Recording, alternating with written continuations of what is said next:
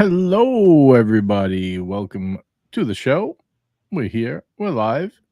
It's me and the Yiddish Gambino Jr. Well, you're a junior now? Was there a senior? Or are you always a junior? No, it was usually the ghost of Yiddish Gambino, but I decided to Switching it be up. more juvenile. I'll take a junior. Yeah, being juvenile will fit right in here. You have plenty of juveniles out there in the land. We have the link dropped, guys. If anyone wants to come hang out with us, we do have an unboxing tonight. As usual, when you see the Yiddish Gambino, there's probably an unboxing. This guy's an unboxing machine. How big is your collection now? It's got to be what? I don't even know if you want to disclose. Keep the mystique. At some point, I'll do an actual full-on collection review. I know I did one like probably almost a year ago or so. The collection's actually been dropping lately. I probably sold off about 8 or 9 pieces in the last 2-3 weeks to consolidate. Oh, so it's dropping. Dropping. It's down to about a very reasonable 24, 25 pieces. Nice. Maybe you'll get into the teens, the high teens, possibly. The goal is to get down to, what do they say? Like 3 and a G. Yeah. That's 1,003 watches. So that sounds perfect. That was always Ali's gold. I don't think I'll ever get there, but speaking of G, I do have the G-Shock actually that was sent to me by Ali, or graciously. My favorite blue titanium camo. I do love this one. Very nice. Yeah, I didn't get to swap out today. I did some moving around and I moved some new watches in, moved some new watches out, but I didn't get a chance to pull one out tonight. And today I've been wearing, for the day, I have been wearing my rose gold Breguet Marine 5817 with the amazing movement and hand guilloche. Yeah, that's a beautiful watch. You could get those for a good deal, right? Fantastic deal. In fact, this is one of the ones I was going to talk about tonight. I had bought the steel one and then saw what the gold ones you can find them for if you look hard enough, and it is an insane deal. What is that model number, by the way? Let's look it up. That is the 5817. 5817 BR, right? Yeah. All right, let's see. Let's see if we could get a nice crispy picture for everyone over at home there. The Marine Grand Date or Big Date. All right, let's see. That one doesn't look as cool. I'm trying to find when you try to find a good site. Let's see if we can find. This is white gold, I think. That's not it. That's not it. They made a yellow gold too, right? With the black dial. They did. They made a yellow gold with the all black, and then the rose, which is this one. I'll share my screen if I can figure out how to do that. I got it right here. I got it. I can pull up. Well, if you have another, I'll pull up one for now, and let me know when you share yours. Yeah. I'll pull it up. Very cool watch. Very cool. I think you made the right choice going with the rose gold. Me too. I mean, again, the world of steel sports watches, I think, is officially overplayed at this point. Saw some statistics earlier this week that said that the price of steel sports watches across the lines gone down by another 7% over the last quarter, while in the same time period, precious metal watches have been increasing in value. So, kind of crazy.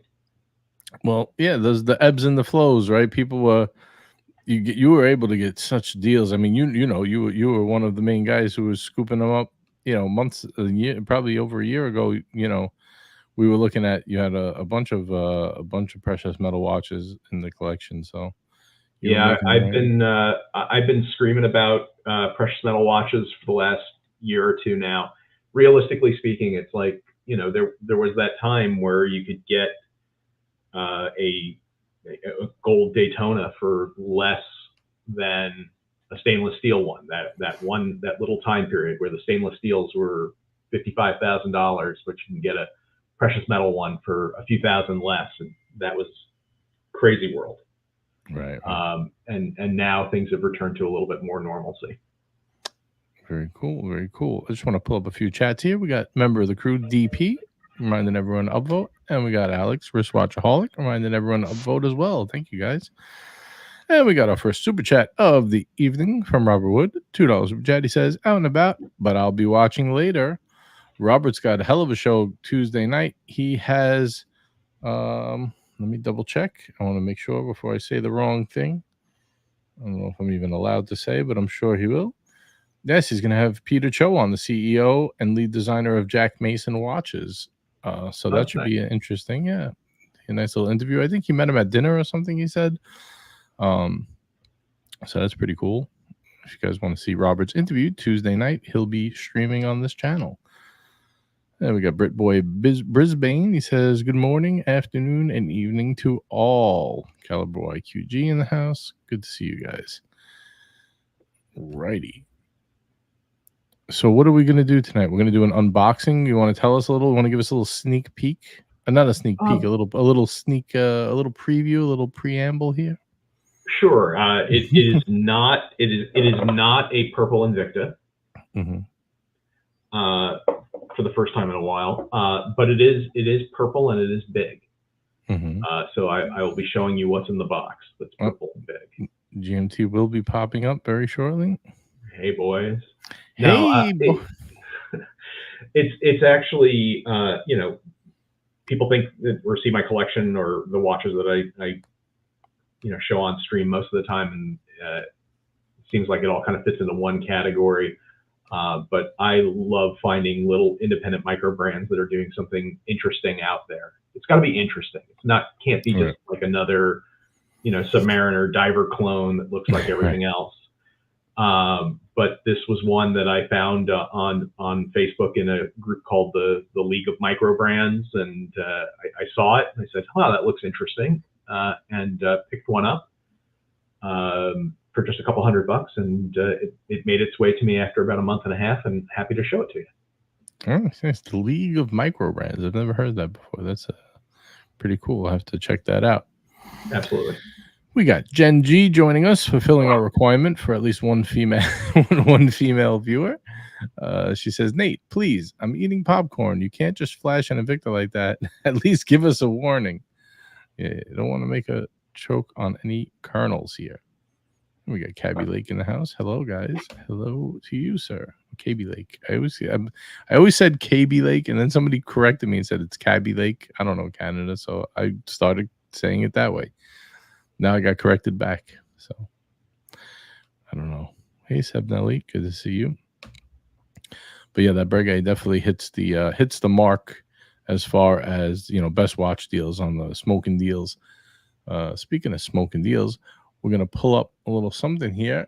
Our sponsor and friend Steve is doing another Fuente Friday for us. I got to get this up on the screen here. Pardon my slowness. I am not... yes, copy that. Here we go. All right. I'm going to drop this link if anyone is interested. I know if you guys got the Fuente pack last Friday. We got a new one. Too bad we don't have the commercial from Steve. I like when he does the commercial. The Añejo sampler. We have 3 Fuente Añejo 888s and 3 Don Carlos number 2 torpedoes. Normally $130 with the coupon code in there below. It's $109.95. What a nice deal. What a nice deal. So I'm going to drop the link here. The code is in there if you guys want to pick up a nice hot pack there. That looks pretty good. Whenever I see Steve's packs, it makes me want to start smoking cigars. Unfortunately, the asthma and all doesn't work out too well for me, but it looks so enjoyable. There we go. Thank you very much. I'll leave that up here for a few. Jen doesn't come on when I'm on. She only comes on Tuesday. They're all anti JJ, these Tuesday guys, and gals. It's like a breakaway camp, It's rebel streaming on the same channel. Yes. It's like like a faction split off, the anti JJ gang. We'll drop the link though if anyone would like to come chat with us. You're welcome. If anybody in the chat wants to give us any watches they think are a steal of a deal right now, we want the smoking deals. We're talking about the smoking deals. Let us know. Did you see the I almost got I almost got suckered into a watch. It's funny. I saved this just for you because I knew you would be making fun. Oh, here we go. We got the timepiece temptress in the house. Hey, Jen. Hello, hello. Welcome. I'm not too good to come on with you, JJ. That's what Robert Wood said. Robert said, Jen doesn't want nothing to do when you're on, only on Tuesdays, So he's lying. Did Nate make you choke on your popcorn? Almost. Yeah. Victor, look at that Come thing. on, man. Come on. It's large and in charge. Nice. That thing. I don't have my my life alert thing on, so if something happens, I can't let anybody know. You got to press the button. I've seen an Invicta and I can't get up. I know, right? I'm calling the police. That is good. I'm calling the police. He assaulted me. He assaulted me with what? An Invicta. There's a man on the internet showing me unwanted pictures of something that's 56 millimeters in purple. Oh my. Uh-oh. Hey, we got Mobster in the house. Good to see Mobster. He says, JJ, how was your week? Any non-payers need their kneecaps removed? Absolutely. There's always a deadbeat out there in the crowd, always a deadbeat. We got Boogie with us, and we got another super chat from Liberty Spot. He says, JJ, put me down for the second race at Aqueduct. It's been a long time since I've been to. I used to like to go when I was a kid. I used to go to Meadowlands to see the Trotters on Saturday night. I'm talking about as a young kid. I wasn't allowed to gamble, obviously, but it was fun. I used to go there with my grandfather. He liked the ponies, especially the Trotters on the, the ones that sit behind the horse on the little cart. It was fun. Oh, we got Ali in the house. He says, "Oh, the Añejo Don Carlos combination, rich cognac aged. Am I saying that right, or is it NJ? I'm sure it's Añejo. So yeah, it's got to be Añejo, yeah. And the old fashioned of Don Carlos with the Cameroon wrappers. That's a nice little combo deal. There we go. Ali's the resident cigar connoisseur. I can only know so much about so much, before the brain capacity just is out the window. Oh, what was that watch I was going to show you? Is it gone? Did I lose it? Oh, here it is. So I was very close to buying this. Like it was just about to drop. I'm like, oh, it's a limited. Well, part of it was limited. It's like, should I grab it? And all of a sudden, I hear Nate's voice in my head making fun of me, going, "I'll give you $5 for it." I was like, you know what? I'm not buying this again. Did anyone else look at this? The studio Underdog salmon. No, you should have gotten it, JJ. No, you should not have gotten it, JJ. That's a mono pusher. Come on, Nate. Yeah. Come on. No. Here's the thing. I am a huge fan of Studio Underdog. It's one of those companies, and again, I'll unbox shortly once we get to whatever the number of likes JJ calls for the night. So I am a fan of Studio Underdog. I think their dials are fantastic. I think you should take what Ollie's offering on it, not my $5. So, I mean, again, big fan. Just really like everything that they've done. The dials are great. I guess they started out with seagull movements. They've moved on to some other things.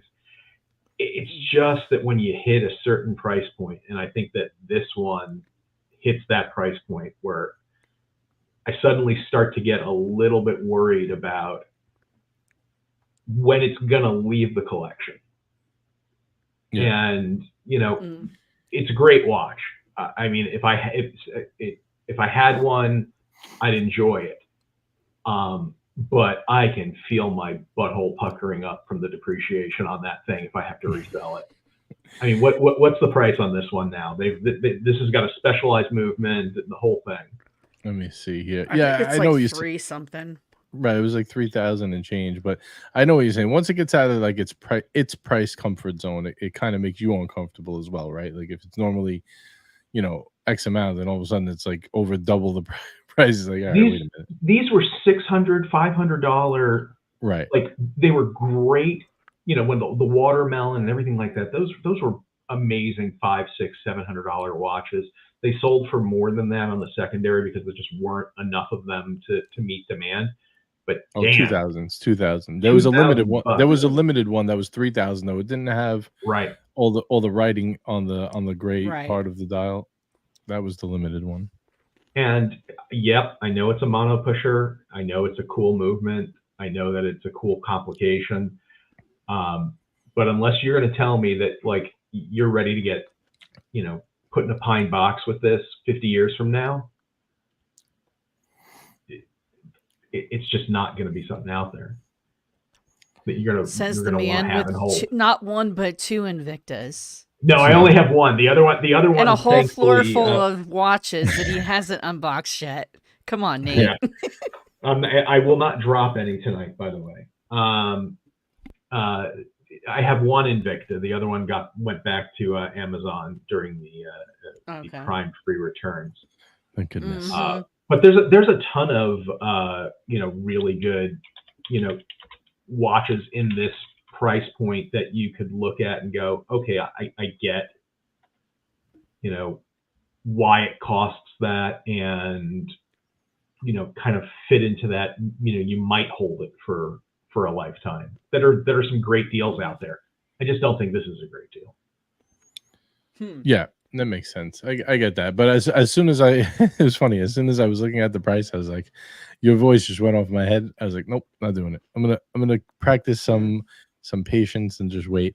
I think for me, anyway, like I'm not trying to tell anybody else what to do, but for me, I think their sweet spot should be $999.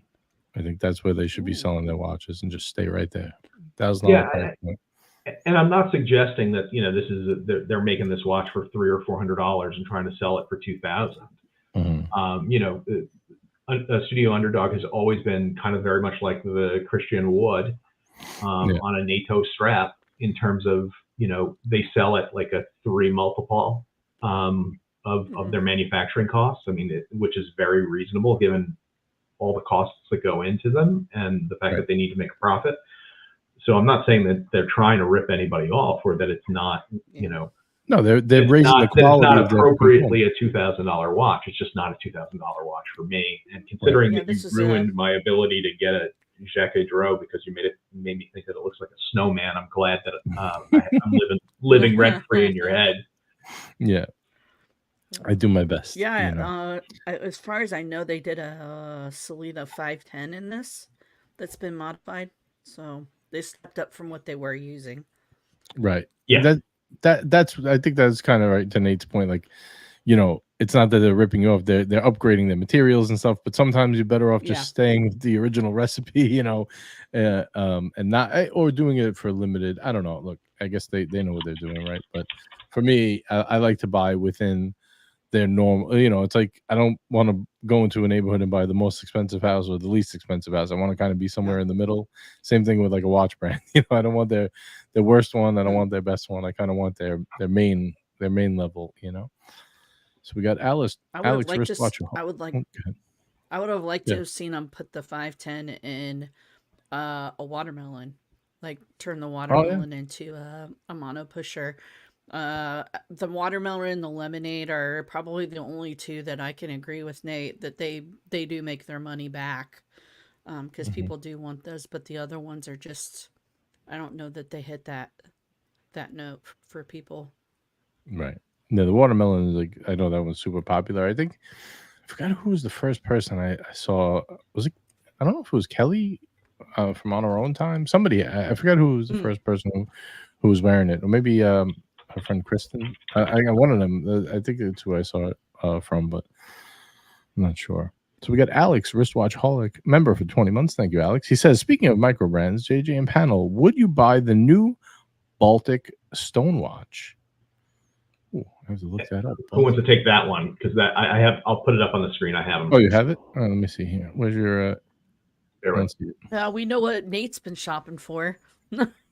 I am not familiar with it, so I have to see. So they just came out this week. They just were announced. Anybody? I've owned Baltic watches before, so I'm happy to talk about it. But I'll defer to anybody else that wants to talk first. Yeah, you could go, Jen. Ladies first. Mm. Let's see. Unless you don't want I to. love the colors that they chose. Right. It stinks that they're boutique only. So each one is different. The green is New York, the red is London, and the blue is Paris. So you'd have to reach out to friends to try to get the other two and make your way to New York for this one. But I think it's And they're all sold out. malachite. Yeah, malachite. It's jade, agate, and lapis lazuli. Lapis. Yeah, the lapis is lapis, my favorite. I always love the lapis, but I don't know what that is. I'm, the Paris edition. Do you think these will be selling over retail? I think my personal feeling is I think that they are at first, because the Baltic HM1, which was that original 36 mil small seconds, looked like a Calatrava 96 kind of vibe to it. See if I can find one on the website real quick. Those were $600 watches that sold for well over that. Let's see, where is that? What was the price on these? I like this orange one, the London well, edition. The price on the stone ones I think is $12.50. Not bad. I just don't like that the 36 mil. I mean, it's great. That's the other thing. So you have these Baltics, which were extraordinarily hot and popular. Actually, it was the ones with the Breguet numerals. When these popped, and again, it's 545 euro. I think it's the same price that they were when they first released, maybe 20 euro different. I remember buying the salmon colored one. It was the first salmon colored watch that I ever owned. I paid the 600 and whatever dollars. It took 4 or 5 months for them to release it and get it out to me. Like you, JJ, I put it on my wrist, and I own a 36 millimeter Datejust, and I wear it just fine.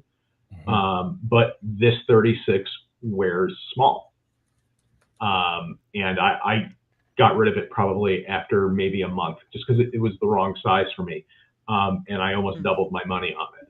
So the stone dials that just came out, I think that these are going to sell for well over their retail price, at least to start with. You're going to have a few months. It's a great watch. I still annoyed that they are limiting themselves to 36 millimeters. If this was a 38 or a 39, I would have jumped on one of these. Yeah, 39 would be perfect. Just to answer Alex's question, I'm going to say I would go with the Baltic. I like the Baltic better. Yeah, the Baltic, they're good watches. They are. I still think that these, notwithstanding the fact that they've moved to a Swiss movement on these instead of the Hangzhou micro rotor, which is what was on the Baltic HM1. These have ETA Swiss movements in them. I think that they're still. I think they're assembled in China. They're designed in France, but they seem to be a really good brand. And are kind of moving in a similar way that Christopher Ward did in terms of moving from micro brand to whatever's next. And I think the Baltic is hitting that point where you can't say, hey, they're a micro brand again. They're something different. And this lapis dial is just stunning. Yeah, the red one looks really nice as well. But the agate, yeah. So you can pull that up. It's like a sunset or something. Yeah. Yeah. I mean, all of them, they all look great. And again, I think this is an ETA 7001 movement. And yeah, I guess these are all limited to a couple hundred pieces, but they are beautiful. And if anybody's listening, a 39 millimeter charging $1,500, $1,600, I can absolutely, see that as getting money for value. For sure. Value for money. All right. There we go. And we got a super chat coming in from No Biggie Sal. $10 super chat. Thank you, Sal. Greatly appreciated. For that, we will give Sal a little. Let's see here. What do we want to give Sal? Let's give him one of these.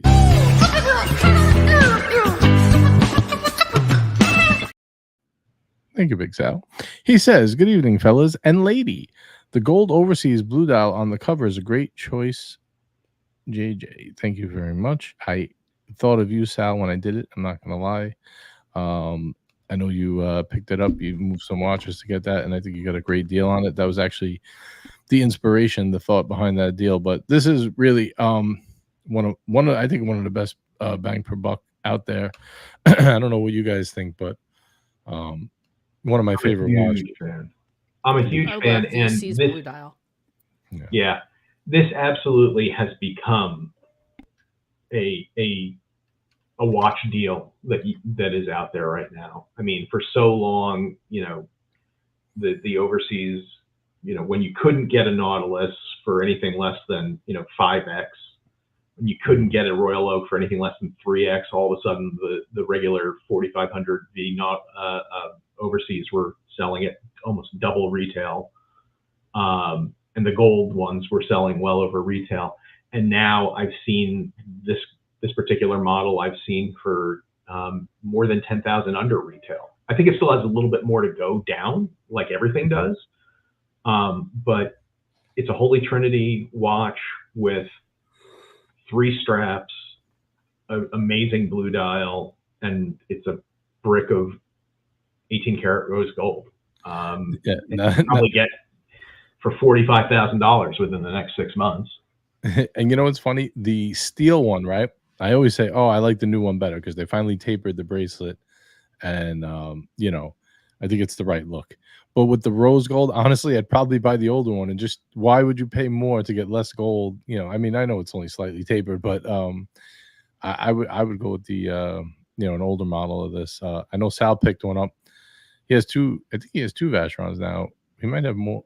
I don't know if he has more. I think he has the 2. But his 1921 he has in white gold. Awesome piece. I wore that. Not wore it, but I tried it on at Watch Time New York last year. So that was really cool. It's got a bit of heft, but Sal's got some big wrists, so he could pull these off perfectly, and I think it's a great combo for him. But and definitely, what's surprising is while so much of VC has gone down lately, and you could say that it fits into the category or the theme of the show tonight in terms of watch deals. There's so many VCs that are great watch deals out there right now. The only one that isn't is the 1921. Yeah, the 1921, which was a little bit, but now it's not.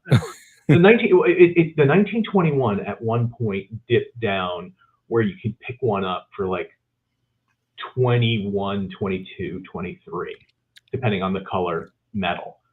And while everything else has just been collapsing through the, dropping, the 1921 has been going up.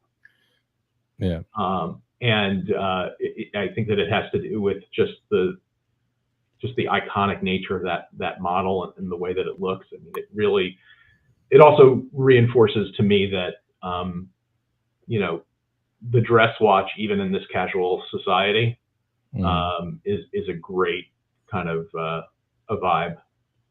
I think also that watch tends to fluctuate because they make so few. It really depends on the market. Like if a couple of people put them up on the market, it'll sway the market by a couple of thousand, maybe like $2,000. So you got to buy it at the right time. I didn't realize how that's right. He has the dual time. See, that's the perfect choice, right? You get the dual time to travel and steal, right? And then you get this one for your home piece, and he has his white gold dress piece, and I need to stop.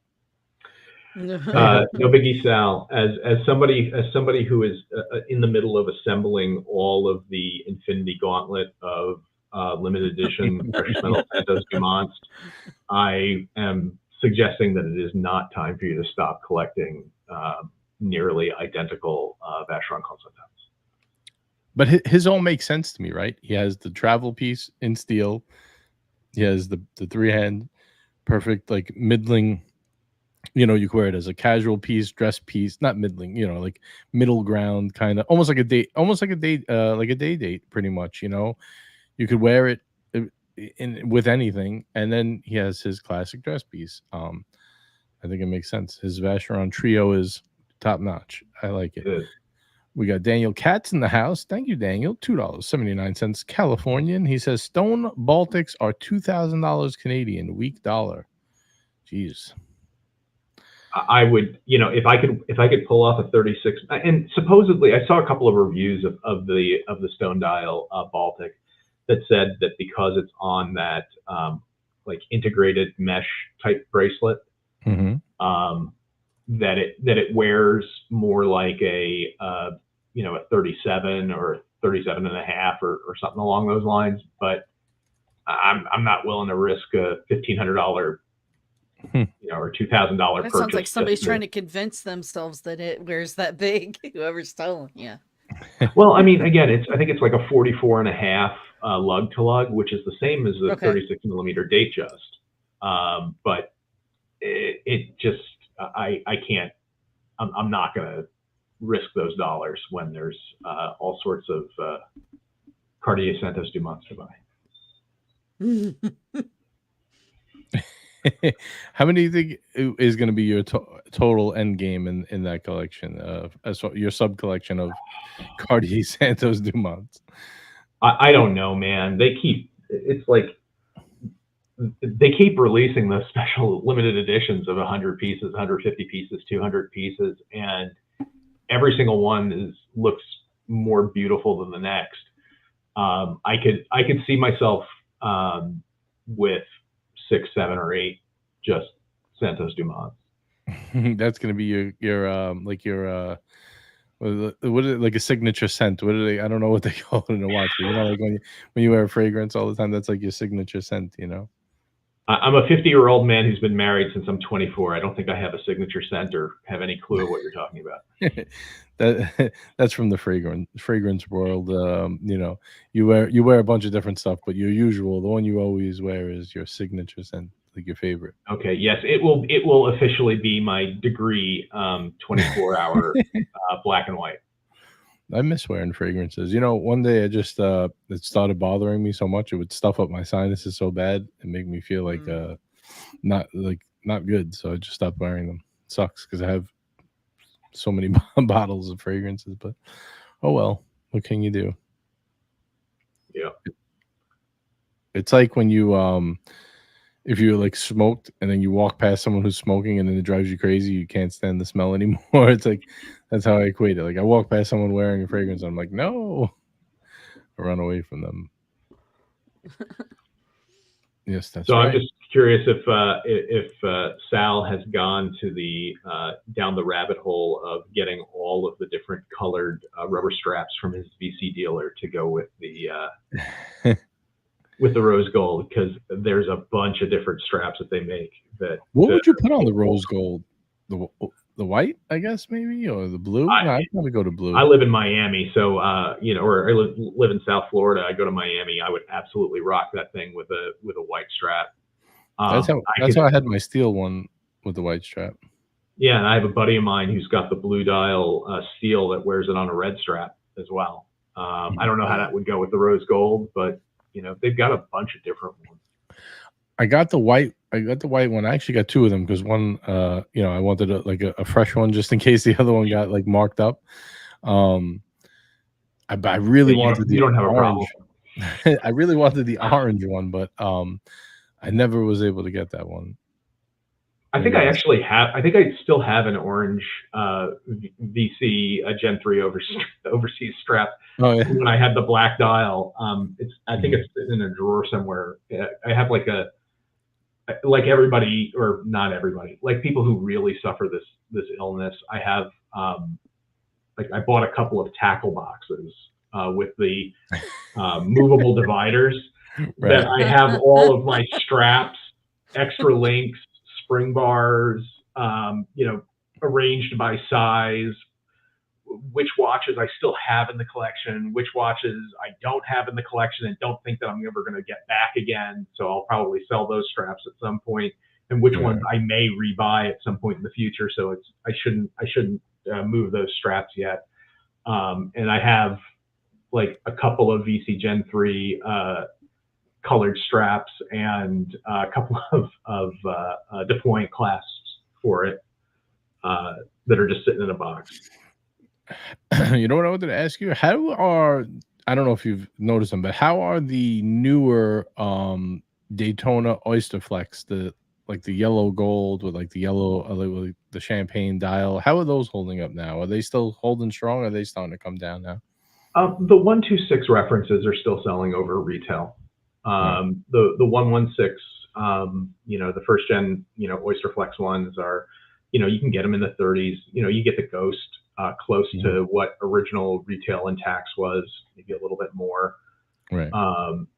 It's the new reference ones that are holding up well. People really like that Pikachu. I obviously like watches on a rubber strap. Nothing quite as good as Christian Wood Moonglow on a NATO strap, but can't go wrong with that. Can't go wrong with that. It's the best $1,000 watch on the market. But no, they seem to be doing. They seem to be holding up pretty well. There's a fair number of the new reference Rolexes that the expression was used to me earlier this week when I was trying to help move one for a friend of mine. The dealer that I was talking to is like, those things are. It's like trying to catch a falling knife right now out there on some models. Right. Yeah, it depends what dial you have. I've been debating. I know Marco keeps talking me out of it, but I like the new one with the gold dial. It's like they changed it. Not that, well, I guess I don't know if it's still called the Pikachu, but it's like the newer version. It has like it doesn't have, I don't know, that the old didn't do anything for me. I'm sorry. The old Pikachu one, I didn't like it. It looked like plasticky, the dial. The new one looks much more elegant. It has a nice like a champagne kind of look to it. I really like that one. I was thinking about trying to get my hands on one of them, trying to work my magic, my AD magic, and then maybe, getting rid of the black dial. But I don't know. Mark was like, don't do it. Keep yours. It's better. So I don't know if I should. It definitely doesn't fit into the category of, best watch deals on the market. No. I was just thinking of that. I was just thinking strategy in my head. Like, should I make that change? He keeps talking me out of it, but I don't know. I feel like it's a good move. Well, remember the last time he talked you out of something, it was the limited edition two-tone Santos Dumont with the rose gold bezel and salmon dial, and he's been trying to undercut me ever since. Curse his name. Yeah. Oh man. Good old Marco. Let's give Marco a little plug. Speaking of which, if you guys are not following, make sure you follow our friend Marco Ferrante over on Instagram, watch.marco. Him and Berdeen's, another proud sponsors of the channel. So let's give Marco a follow over there. And if you guys have been living under a rock, please make sure. Oh, let's see what happened here. This is here. Make sure you guys check out this video. Follow the steps to get into the giveaway here. 10,000 subscribers, we'll be giving away a free Speedmaster, no strings attached. All you gotta do is fill out the form and you're in. Follow Watch Marco and follow our friends over at Berdeen's Jewelry. Marco's been making some awesome videos, by the way, so hope you guys are following. I know his channel's growing by the day, so very good. Yeah, absolutely. Big shout out to our sponsor, Marco and Berdeen's, and of course, our friend Steve from Leaf Cigars. Make sure you check out the Fuente Friday deal he has going as well. What else do I want to? Did you see the new JLC release? Did you guys see this? I did. I'm friendly with there's a JLC authorized dealer. It's part of our local watch collecting club, and posted this one up. It looks absolutely insane, and I can't wait to get it for 70% off retail in Moda. Is that a turb in there? Yeah. It's like a, I don't know what that is. I'm trying to get it looks like a flying. It looks like a full flying tourbillon 360. Right. Yeah. Oh, here we go. Wow! Look at the back of that thing. Ooh, she got a big booty.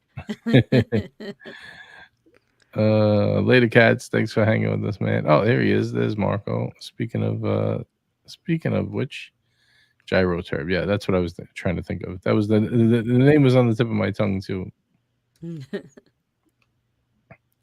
What do you think? How long till this is 70% off? Till this is a steal of a deal? Well, it depends how many of these that they're making. But you know, if it's not already available for close to half off, it will be soon. Let's see, how many are they making? Let's scroll down to the bottom. The bottom's where all the good stuff is, right? They make you read through. Oh, wow, look at that! Look at that angle. That's nice. Look at this. I mean, the dial looks just absolutely insane. The engraving. Yeah, this is incredible. I'm like totally distracted right now. I'm just staring at this. Is there a minute repeater on that too? Oh, 995,000 US. There you go. $1 million. I mean, it's no Christian Ward moon phase, but you know, what that's for sure. I don't. It'll never. I mean, be it a looks like Ward moon phase. It looks like it would be a minute repeater given the triggers on the left side, but you know, I could be wrong. No, it is. Absolutely it is. Repeater. You can see see the them. gongs. Yeah, you got the gongs to the it. left and right of the gyro tourbillon. The gong show. Yeah. So, how many children do you have to sell for this one? Probably 10. What do you think? I don't know, JJ. How many you got in the basement there?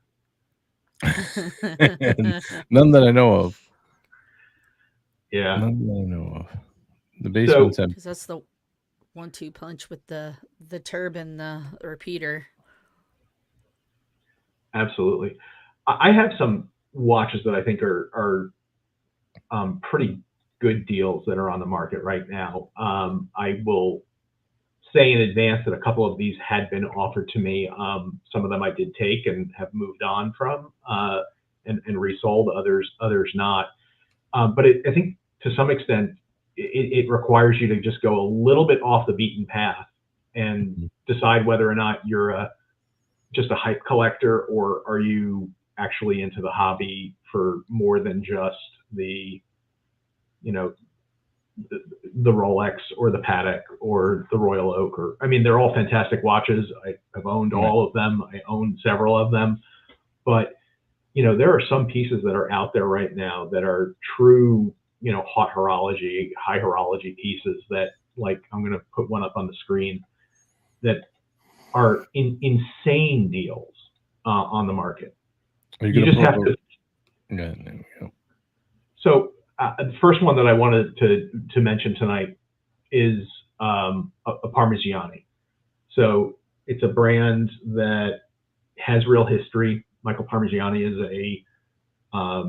you know, one of the genius watchmakers of the last 30 plus years.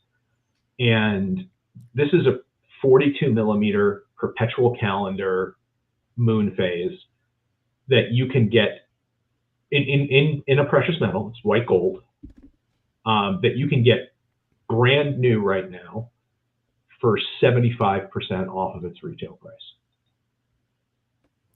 Why do you think these just so many so many of these brands are just like so far off from their retail price at this point? I think that the collecting of watches, I mean, you know, again, we kind of live in we all live in rarefied air that are part of this hobby. You know, if you talk to normies, they either have one nice watch, or they have, you know, an Apple Watch, and that's their nice watch. Right. You know, people that have a collection of watches are people that clearly suffer from some form of a mental illness. And, you know, to someone to, you know, you have to be nobody says, I'm going to go get a Parmigiani perpetual calendar as my first good watch. You know, right.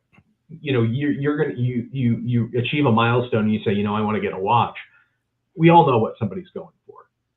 They're going for a Rolex, or if they're a Bond fan, they're going for something from Omega. maybe they go to IWC. If they're more, classic jewelry oriented, they're going to go buy a Cartier. Very few people will go and even go say, I'm going to get a Patek as my first, as my achievement watch. Right. So the people that are getting to look at a Parmigiani and to see this is an amazing piece of horology, this is an amazing watch. There's value here. This was an $80,000 watch that can be gotten for about 20 grand. Brand new, stickered, warranty cards, everything, unworn. Part of what I was thinking of getting at though is like, see, the $80,000 price tag is like, is it just so unjustifiable? Like, is the markup just so incredible that that's why they wind up selling for, 30% I don't value? know. I mean, the thing is, they're a brand that has to justify their existence. So they are making watches that they think that they can sell. I mean, they certainly aren't making watches that they're intending to have sit and go to a secondary gray watch market dealer like Watch Outlet, like this is on Watch Outlet right now. Mm-hmm. So I'm sure they expected to sell these, and I'm sure that there is some putz out there that paid retail for this.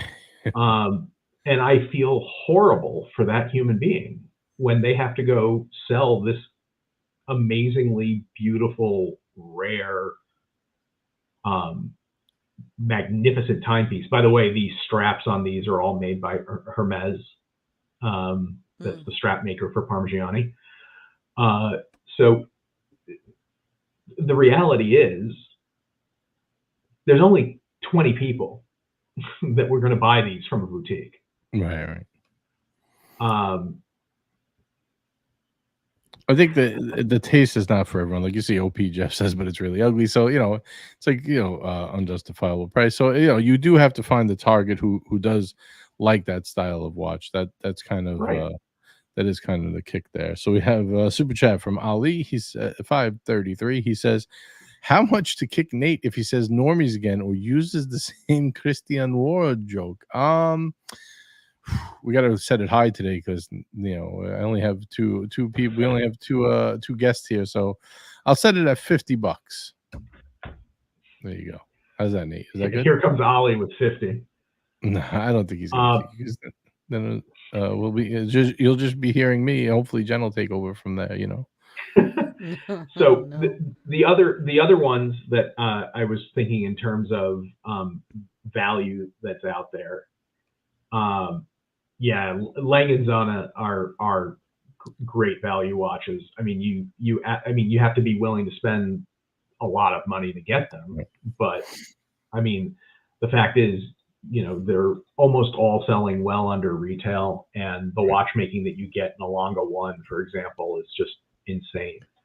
They were great deals, and then they just went nuts for a while. Then they came right back down to reality. So it was like that short time period. If you just didn't buy in that short time period, you did all right. Longer. I always wanted the 1815 chrono, the boutique edition.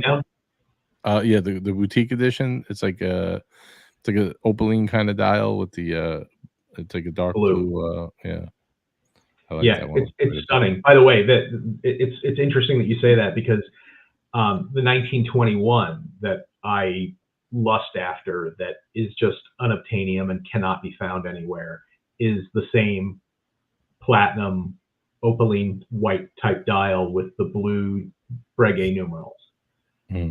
Very similar color scheme to what you're talking about for the 1815 chrono. Right. They just don't exist. I encourage everybody right now to go see if they can find some of the, there are so many great independents out there right now that I think are fantastic buys. You know what? I can go find, again, this Breguet, I think was like a $30,000 watch at retail, and you can get them for well under half of what they sold for retail. So yes, that is a great buy on the watch market right now. But there are some amazing independent makers out there right now that are putting out some things that I think are tremendous value, and that I think are going to be classics going forward. Another one that's on my radar for potentially after I'm done with my next set of watches and kind of reload. I shared his website on the other page. Is Sartori Billard. Before we get to him, I just want to say, if I am getting a Longa, I'm definitely getting the chronograph, because I just the movement, the way they do their chronograph movements are top notch. That's why I always like I know everyone goes Datograph. I kind of wanted I like the Datograph, but I think I'd go 1815 chrono. That's my jam. I just want to get Ali's super chat, and then we will get to Sartori Billard, who actually he was on Brian's show, Let's Talk Live, before he did that true crime stuff. He was doing when he had the watch channel. He was one of his first guests. So really? It's always a fun callback to from years ago to see how his company has grown and everything, and Brian's company as well. So it's pretty cool. But Ali, we have $5.09. He says, okay, $50 is too rich for my blood. Yes, that was kind of the point. We got to keep Nate. He's we don't have a full panel here. We don't have a full panel. We got to keep everyone, It's tough. Friday nights are tough. He says, how much for Genji to put on a cap and turn on her camera? No, I don't know. You'd have to speak with Jen about that. That's not going to happen. I'm sorry. I can't. There you go. She doesn't have a cap around. There's no cap available. It's not safe. It's not safe. Not you guys, but there are trolls in the woods. You got to watch out. Oh yeah, tell me about it. There's some real weirdos, and creeps, and unfortunately, a lot of people like to support that, especially behind the scenes.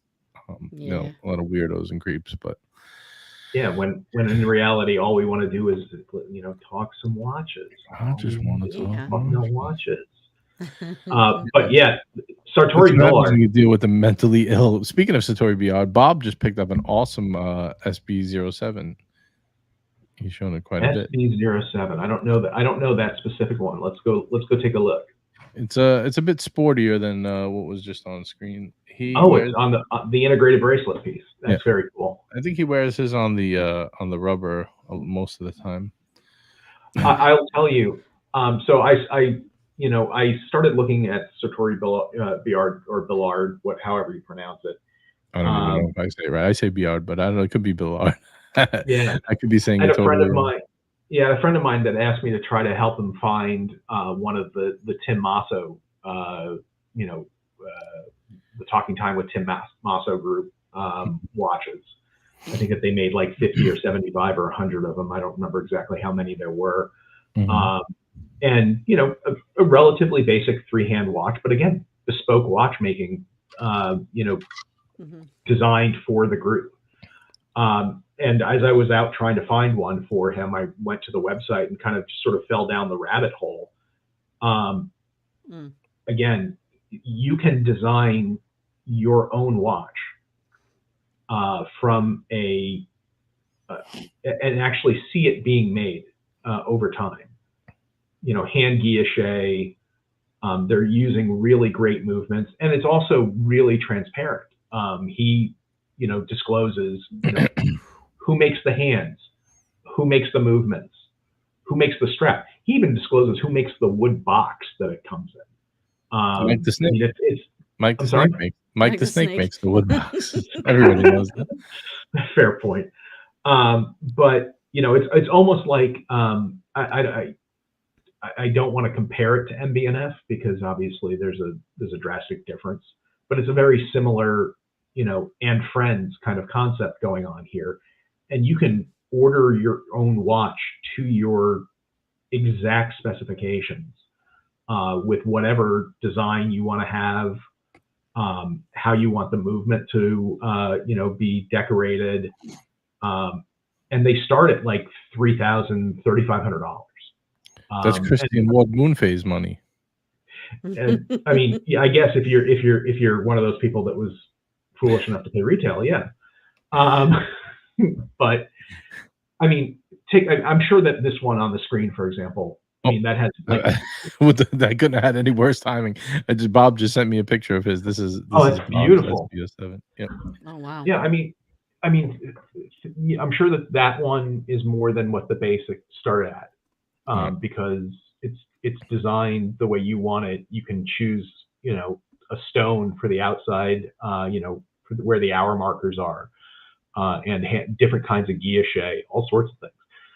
But you're talking about Omega money. Right.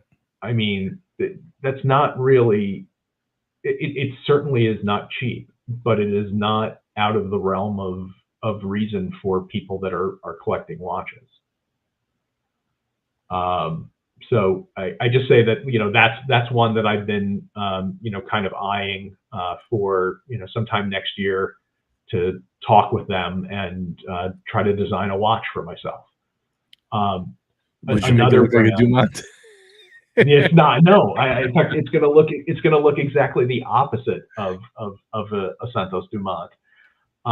There's another brand that I've been looking at lately, also, that I think is great value. I mean, and again, how many watches do they make? They don't make.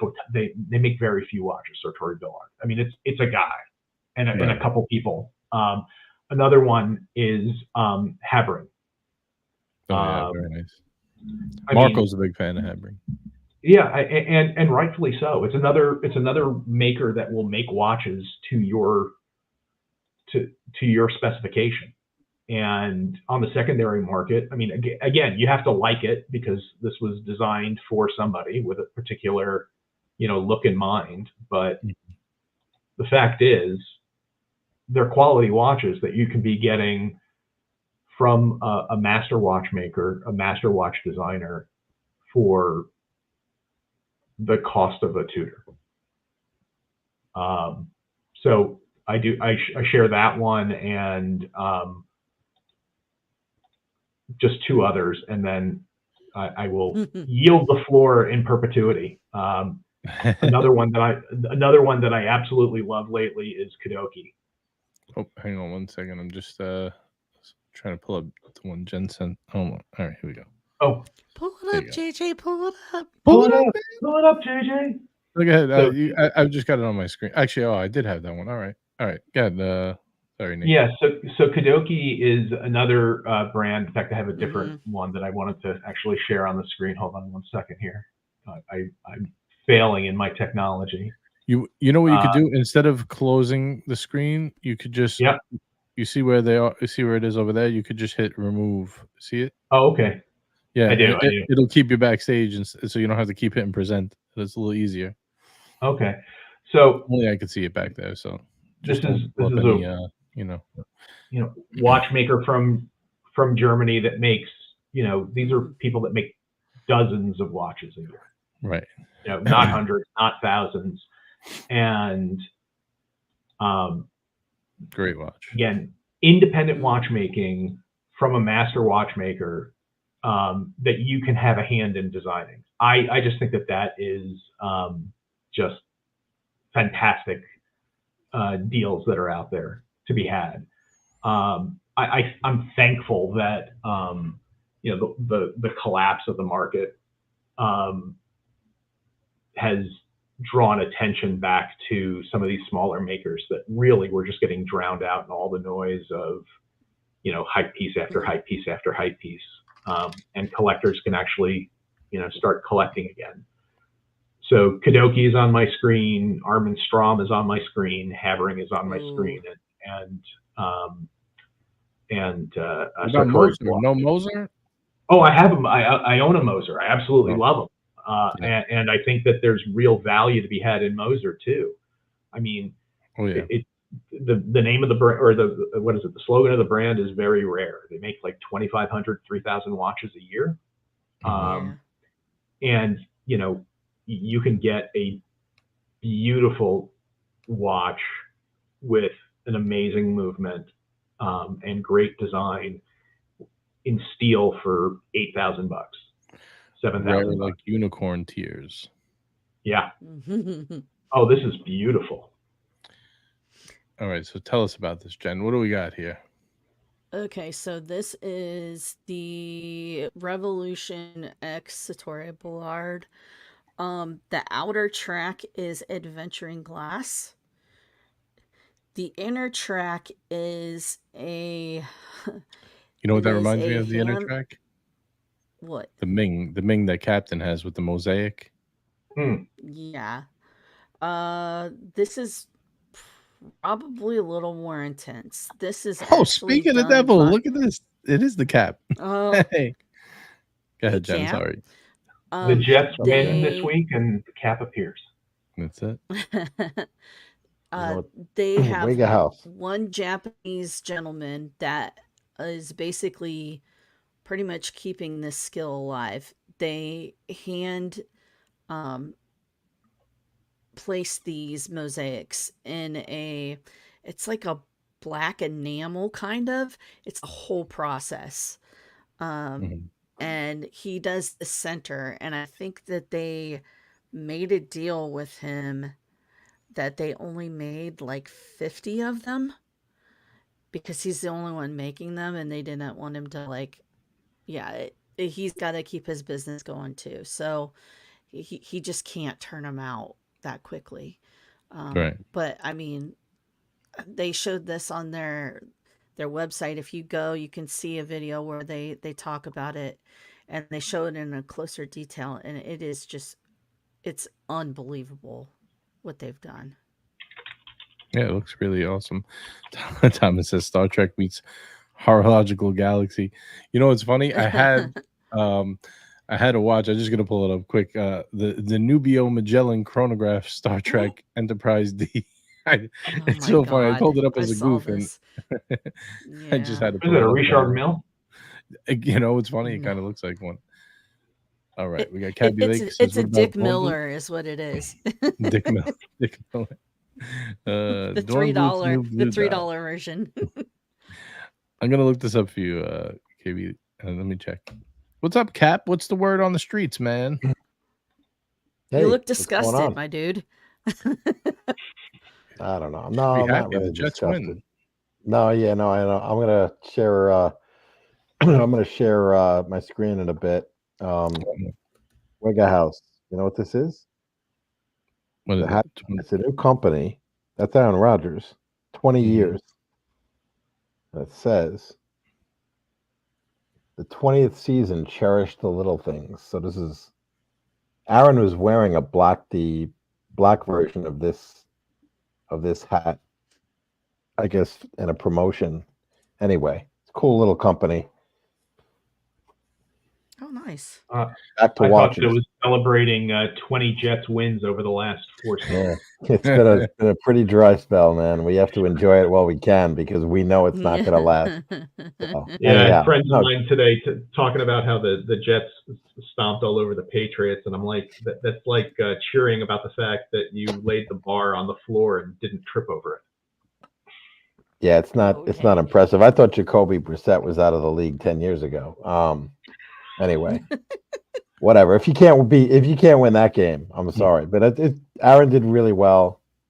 Go Jets. Anyway, good stuff. I was watching the show, and what are we talking about? Sartorius Boulard. I remember when Brian had him on as a guest, and no one really noticed it. It was kind of like a quiet interview. He was pretty I wouldn't say unknown, but not as well known back then. You know, you could order a watch kind of right away. Kevin, like, just let me know. I don't know if this is the model you're talking about, but I pulled up the Norm Bluth with the blue dial that I could find. If that's it, let me know. Yeah, we're just pulling up watches that are good deals right now, Cap. We want the steals of the deals, you know? Yeah. Well, you guys hit the high notes there with Nate was talking about Longa, the BC dress watches. Look, gold kind of dress pieces, the Breguets of the world, some of the independents. I'd like to explore that a little bit. They were beaten down, and everyone went steel sports, and now everyone's shifting over that and vintage. Like Cartier has gone crazy, and Nate's cornered the market on that. I think he got in early. He's setting the market. It's like fishing the Nordic cap. If you from that movie. what was that one with Marky Mark and George Clooney? Oh, I know which one you're Wahlberg. talking about. But yeah, I mean, I think about it when I look at the back of some of those watches, and it's number 1 or number 17 out of 100, number 15 out of 150, and then I'm like going, I literally have in my house like 4% of the limited edition Santos Dumas from 2022 and 2023, which is kind of ridiculous when you think about it. Just get them all. Yeah. What's the difference? It's Pokemon. You gotta catch them all. Yeah, that's right. Which is why the autobiography that I'm writing about my life will end at chapter 11. So here's the thing, Nate. So the thing is with sports watches, kind of the steel sports craze kind of subsiding and quietly going down, dropping. The all gold sports models are also still dropping. Like the Rolex steel all gold subs, things of that, things like that. The GMTs, anything all gold, right? The Sky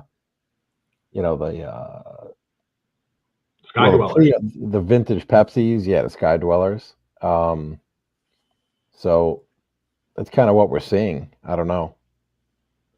Well, Langes are cool though. I like Langes. I'd like to get a Lange. And Lange you can get now. If you have a larger wrist, I recommend the Grand Lange 1 because you get them. They're either 40.9 millimeters, or the slightly older ones are 41.9 millimeters. I have a 40.9, the white gold with the black dial. I love their white metal with black dial stuff is just insane to me. I mean, it's just gorgeous. And, you can get a full box paper set, Grand Lange 1 in the, mid high 20s. I mean, and that's kind of crazy. Yeah. But what you're talking about in terms of the gold sports models on the Rolex side too. The all gold Daytonas right now, for example. Those are gotten pre-owned for well under retail. The what do they call it? The Captain America, the white gold with the bright blue dial and the red hand. Yeah, the Pepsi with the blue dial. Yeah, the Captain America. Yeah, the Daytona. The Daytona. Oh, the Daytona. Oh, yeah. Okay. Yeah.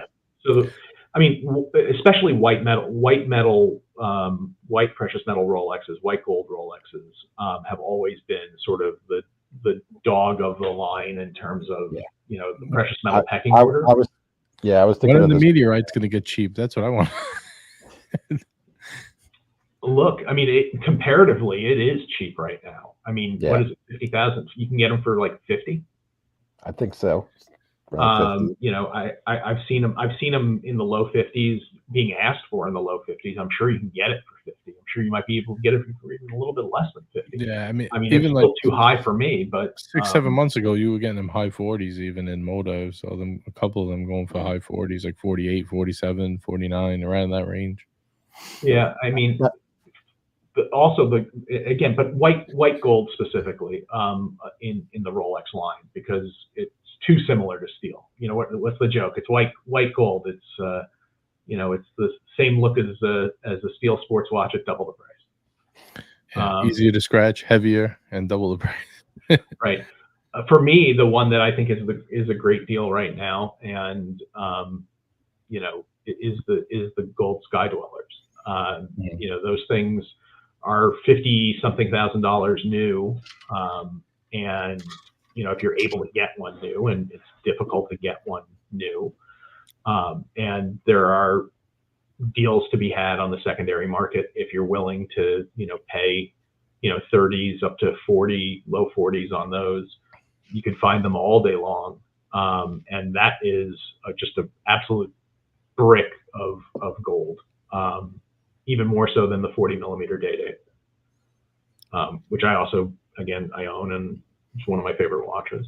But I just don't consider those, other than maybe some of the white gold Rolexes, to be the deals on the market right now yet. Not yet. Is the rose gold green dial still still holding its own, or are those coming down quite a bit too? They're still stupid priced as far as I'm concerned. Yeah.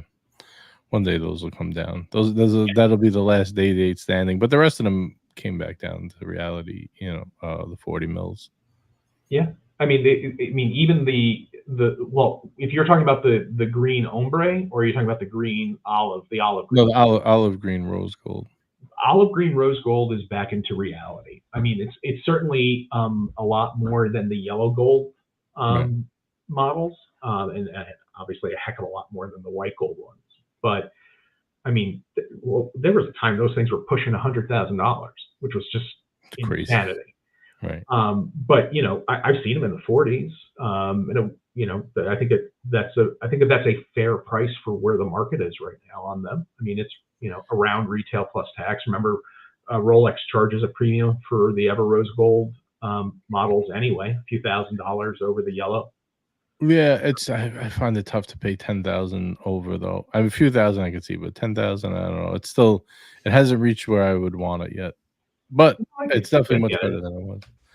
Yeah, the ombres are really nice, but those are brand new, so they're going to be expensive. A couple of years maybe. Yeah, the white gold for me in the date always has been one where it's like I love some of those dials, but if I'm getting a white precious metal Rolex, that's not like a Pepsi, that's not a pure sports model. It's a platinum, right? It's a platinum date, or it's a platinum Daytona. Got to get that ice blue dial, man. You need that ice blue. Yeah.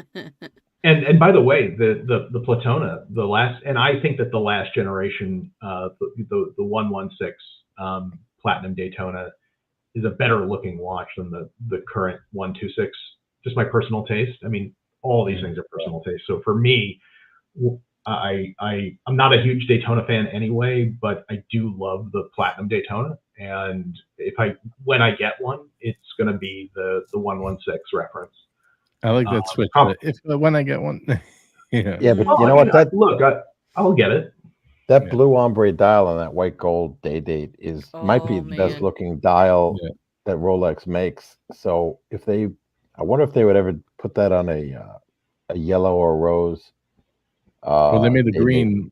They made the green ombre on the yellow. I don't think they're gonna. Yeah. And they have the black on the. Don't they have the black ombre? I thought as well. Yes, they have that ardoise kind of black to dark gray ombre. That's the one that was the one that was at the Oscars at the beginning of the year. Right, before Watches and Wonders. Yep. Right, and that's when someone was like, "Oh, they're making an ombre dial," and then they just exploded onto the market. I think that's gorgeous too, though. The yellow gold with the black ombre is incredible. And Cabby or KB Lake, I think it's Cabby right now, says the 1815 all seconds Lange. We can go both ways there too. That's a beautiful watch, right, Cap? You had that briefly, didn't you? No, I didn't have the. You had the Lange-O-Matic, right? I had the Lange-O-Matic movement, or the Saxomat movement. It was a large Saxonia Grand, and it was a big watch, but it was beautiful and it was damaged, so it went back. That's why I said briefly. Very briefly, yes. That thing went whoop, loop that thing and send it back. But it was nice. I when I had the Lange, I was like, wow, I felt the heft of the watch. You felt like the substantialness compared to like the, a Patek, which is obviously beautifully finished and delicate and, amazing. But like the Lange, you're like, okay, I could feel this on the wrist. There's a lot of heft to this piece. And it was also white gold. So I like that. I don't know if I'll speaking of comments about the Germans. Oh geez. What an entrance. Welcome, Ari. Hey guys. And coming to us from the space station is Ari. Living Watch out, he's got the laser fired up. I'm back home. I'm back home. Hey, back home. Ari, I appreciate the text earlier this week reminding me to get rid of my pager. Ari, what do you got? A new camera angle? What's going on here? I see something on the side that I've never seen. Oh no, it's I have my gaming headset on, and I just didn't like using. This is my actual mic. I'm just not using it right now. so I'm just shoving it in the corner. And we got Duco here as well. Look at this. Everybody's in time for an unboxing. It's almost yeah. time. I'm sorry. Wow. Sorry for pulling a captain and showing up so late. Yeah. So I want to answer Cabby Katie's question about the 1815 small seconds. You can find them in the high teens now. It's a great watch, and there are so many Longas right now. If you're willing, if you want to go classic dress watch with like the 1815s or there's that Aventurine two-hander, which is probably one of the most beautiful ultra thin dress watches on the market. You can get that in the low 20s again. Those things are just sick watches. But Cap, you're right though. I mean, the difference between a Longa and a Patek is the difference between, it's a Porsche versus a Ferrari to some extent. One of them is, engineering marvel and a little bit more brutalistic. And the other one is, all finesse. There's no right and there's no wrong, which probably one of the reasons I have one of each. Yeah. So we got some super chats to get to here. We got your friend Mikey with a $2 super chat. Thank you, Mikey. He says, listening in the background. Hope everyone is well. Thank you, Mikey. Appreciate that. He also follows up with, I'm staring at cigars and watches right now. I think JJ should go ahead and get the 5712. Well, Mikey, if you're staring at cigars, let me pull up the new sample pack for you today from our friend Steve over at Leaf Cigars. He's doing another Fuente Friday. If you're interested, he's got a coupon code. It's $130, but for the Watch Hangout specialists, you get it for $109.95. There you go. You get 3 Añejos 888s and 3 Don Carlos Torpedoes. Thank you, Steve, for hooking us up. We'll drop the link in the chat for our friend Steve. Appreciate the support. And thank you, Mikey, for your support. Also, I got a couple more super chats to get to. We got Duco joining us. Look at this. We got a busy stream going on here. We got Jay Giddy in the house, $5 super chat. He says, hello, gentlemen. Hello. Good to see you, my friend. Thank you for hanging with us. And we have a $6.09 super chat from Ali. He says, panel, without any consideration, prices of resale, choose your favorite Cuervo y Sorbinos watch. Oh, man. Do we know this brand? I do. I think only from Ali, who's brought them up before. I always think it's like a cigar brand when he says right. Because I think the first time, right, it was all focused around cigars. I'm almost positive. Sound like Jose Cuervo. Here's mine.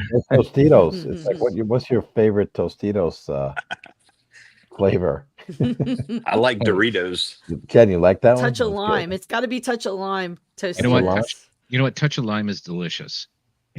Ari knows all the chips. He's the chip challenge king. I am. That's right. And he knows all about potato chips too. I do. I actually like potato chips. Yeah. This is my favorite Cuervo Soberanos watch. Don't ask me why. It is absolutely ridiculous. This is in every sense of the word. Can I looks like a insult fever you? Dream. Can I insult you and say it's hideous? Great word. That's fine. Yeah. Look, I mean, I don't know how much I'm going to actually take that from somebody who's got a Zenith fetish, but fine. I'll take the rest of the Cuervo y Soberanos collection for 100, Alex, over this. I'll take the field. Okay. So you take this, Nate. I'm going to take, without knowing anything about the other models, I'll just take one of them in the field. Just throw a dart, and I'll take that one over that one, the one you just pulled up. Go check on Del Rey Watch. Federico usually has a couple of these available. That's where I think I've seen it. Federico. The lowest price on earth. He only buys it if you get him at the lowest price. Wouldn't sell me no, I'm not going to say it. He wouldn't sell me a Batman 3 years ago for like $15,500. We're haggling over like $100. I said, I've tried to do deals with the man. Yeah, it was impossible. Always very, but again, easy to reach out to, easy to talk with, fun to talk with.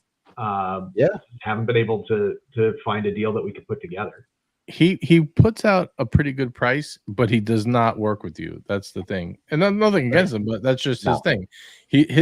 And nothing wrong with it, but his thing is, I already have it out for the lowest price, and that's the price.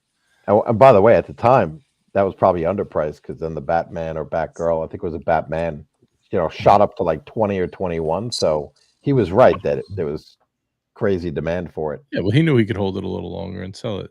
Mhm. So here's some of the collections. I don't know. I think this one is the one I would go with. The Primera Dama, because I'm a prima donna, so it makes sense. Is this for ladies? Son of a bitch, it probably is. You did. You picked the 32 millimeter ladies watch. I picked the girls' watch. Congratulations to you. Congratulations, you played yourself. I need that. That is it called a meme when it's a? No, it's not a meme. I don't think. All right, let's try this again. I picked the one girl's watch in the whole collection. How about this one? Looks nice. I'm not really familiar with these watches, to be fair. Yeah, this is where I would go. I would go with this one here.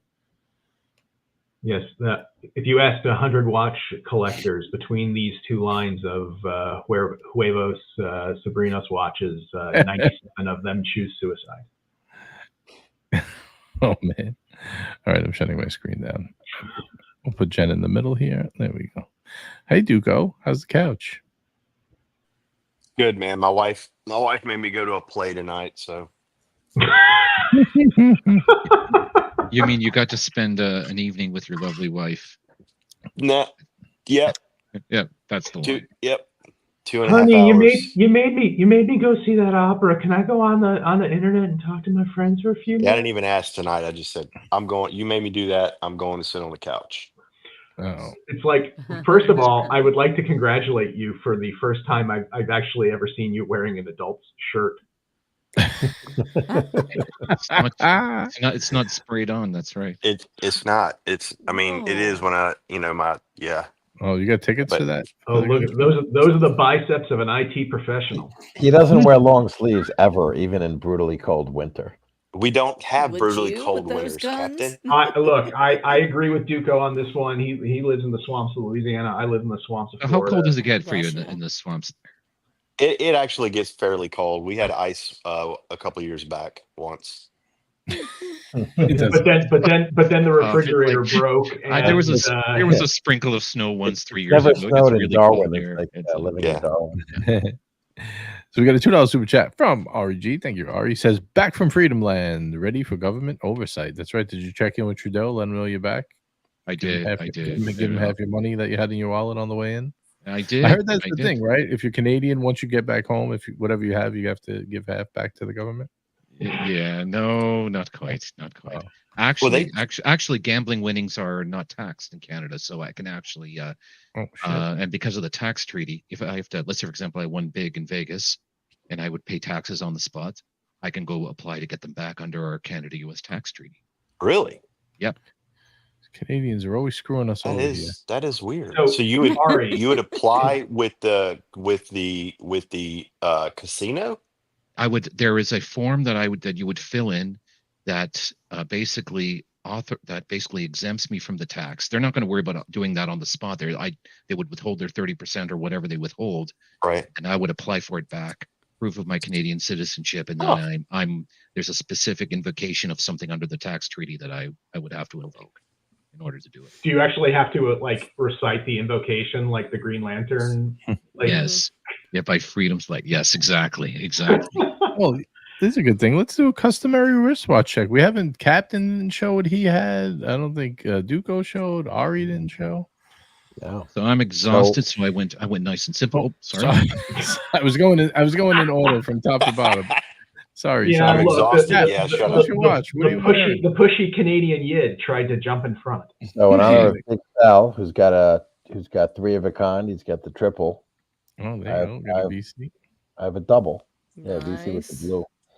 And why these watches, and you guys talked about it earlier, are so awesome, and especially at the prices they're at now. Black, yeah. I guess silver is even cheaper. Black's the next up, and then blue, which is also dropping some more. But sorry, is the exchangeable strap system? Go ahead. Yeah. Back to Cap's exchangeable straps. Let's just get the check, and then you can talk about the whole thing. Hold on. Is it okay? Can I show, please? Is it okay? Pull it out. Pull it out. Sorry. Let's check. I just had my finger up too. Shit.